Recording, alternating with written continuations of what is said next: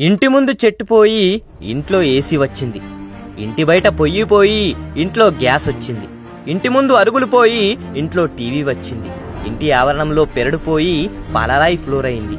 ఇంటి బయట కుండ పోయి ఇంట్లో ఫ్రిడ్జ్ అయింది.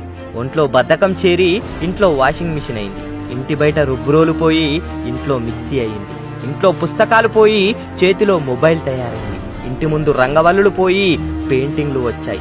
ఇంట్లో పెద్దవాళ్లు వృద్ధాశ్రమంలో అనాథలయ్యారు.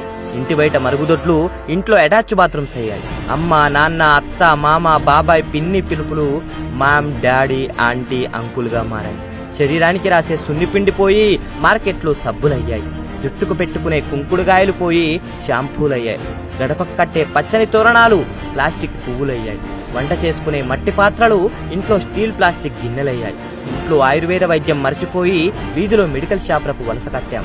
శరీరాన్ని కప్పుకునే దుస్తులు పోయి ఫ్యాషన్మయంలో గుడ్డ పీలికలయ్యాయి. ముఖానికి రాసుకునే పసుపు మీగడా పోయి మార్కెట్లో ఫేస్ క్రీములయ్యాయి. పొడుగైన వారుజడలు కొత్తిమీర కట్టలయ్యాయి. చేతికి అందంగా పెట్టుకునే గోరింటాకు పోయి మెహందీ కోన్లయ్యాయి. కుటుంబం కలిసి జరుపుకునే పండగలు పబ్బాలు వాట్సాప్ స్టేటస్లుగా మారాయి. సాంప్రబద్ధమైన పెళ్లిళ్లు పోయి డెస్టినేషన్ పెళ్లిళ్లు వచ్చాయి. ఎడ్ల బండ్లు పోయి పెట్రోల్ వాహనాలు వచ్చాయి. పచ్చని పొలాలు ఫ్యాక్టరీల భవంతులయ్యాయి. కుటుంబంలో అనుబంధాలు ఆర్థిక సంబంధాలయ్యాయి. ఇంటి చుట్టూ బంధాలు అవసరాలకు పరిమితమయ్యాయి. మనిషిలో మంచి మానవత్వం పోయి మోసం, ద్వేషం పెరిగాయి. సంపాదన ధ్యాసలో మనిషి జీవితం యాంత్రికంగా మారింది. డబ్బే పరమావధిగా, వస్తువులే హోదాగా భావించే మనిషి రాక్షసుడయ్యాడు. నాటి మనిషి జీవితం ఆరోగ్యంగా, ఆనందంగా సాగేది. నేటి మనిషి జీవితం ఒత్తిడి, ఆందోళనలు, అనారోగ్యంతో సాగుతుంది.